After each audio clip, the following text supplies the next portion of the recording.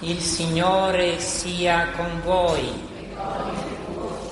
Dal Vangelo secondo Matteo. In quel tempo Gesù si mise a rimproverare le città nelle quali era avvenuta la maggior parte dei suoi prodigi, perché non si erano convertite. Guai a te, Corazin! Guai a te, Betsaida, perché se a Tiro e Sidone fossero avvenuti i prodigi che ci sono stati in mezzo a voi, già da tempo esse, vestite di sacco e cosparse di cenere, si sarebbero convertite. Ebbene io vi dico, nel giorno del giudizio, Tiro e Sidone saranno trattate meno duramente di voi. E tu, Cafarnao, sarai forse innalzata fino al cielo? Fino agli inferi precipiterai, perché se a Sodoma fossero avvenuti i prodigi che ci sono stati in mezzo a te, oggi essa esisterebbe ancora. Ebbene io vi dico, nel giorno del giudizio la terra di Sodoma sarà trattata meno duramente di te. Parola del Signore. Ecco, questa parola ci fa un po' di impressione, almeno a me. Non è facile conciliarla con questa immagine di Dio paziente, misericordioso, mite, che sempre perdona, che sempre aspetta, perché effettivamente parla del giudizio di Dio, abbastanza severo, e poi parla della necessità di corrispondere alle grazie che Lui ci fa.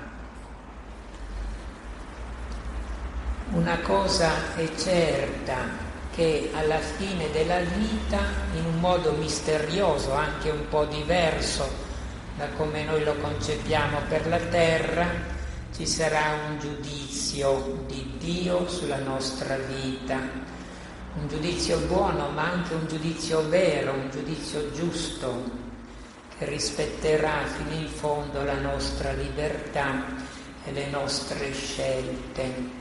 San Paolo l'aveva capito bene questo e diceva: tutti dobbiamo comparire davanti a Lui per ricevere il premio, la condanna delle opere compiute mentre eravamo nella carne.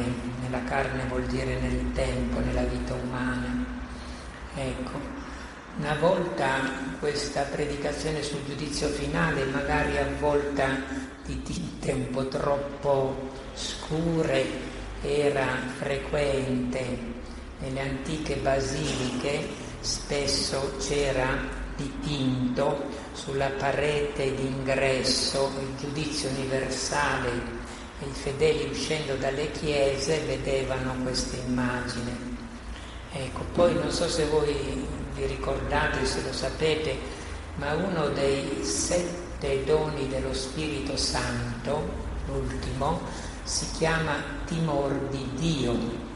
Timor di Dio, c'è un timor di Dio che è un dono, e bisogna anche dire che nel tempo di oggi, ecco perché è un Vangelo nascosto questa parola, nel tempo di oggi noi abbiamo bisogno anche di risvegliare nel cuore un certo santo timore di Dio, perché siamo caduti, parlo non di voi personalmente, bensì della situazione della società, della cultura, siamo caduti in una specie di indifferenza verso Dio. Tante persone vivono come se Dio non ci fosse. Quando si dice una cosa proveniente dal Vangelo, molti dicono: ma questo vale per te che ci credi, non vale per me. Ma questo è fino a un certo punto, perché tutti siamo creature di Dio, tutti abbiamo la ragione e la libertà, tutti dobbiamo rendere conto a Lui della nostra vita. E questa rispondenza a Dio non è una cosa generica, uguale per tutti. Tutti dobbiamo rendere conto, ma di che cosa dobbiamo rendere conto? Della luce e dei doni che Lui ci ha fatto. Della luce e dei doni che Lui ci ha fatto. Lo Spirito di Dio ad ogni persona, in modo che solo Lui conosce, dà una certa luce per incamminarsi sulla strada del bene e allontanarsi dalla strada del male. Questa luce non è uguale per tutti, a volte più, a volte meno. Ecco perché Gesù rimprovera queste città vicino al lago di Galilea, dove lui aveva predicato di più, aveva fatto più miracoli, era stato di più con loro. Gesù, quando si è trasferito da Nazaret, in pratica è andato ad abitare nella casa di Pietro, a Cafarnao, e lì aveva fatto più prodigi. Quindi lui dice a queste città: siete in male acque perché siete tra quelli che hanno ricevuto di più. E non c'è stata una buona risposta di tanti. Ho trovato un esegeta moderno che traduce un po' diversamente questa guai a voi.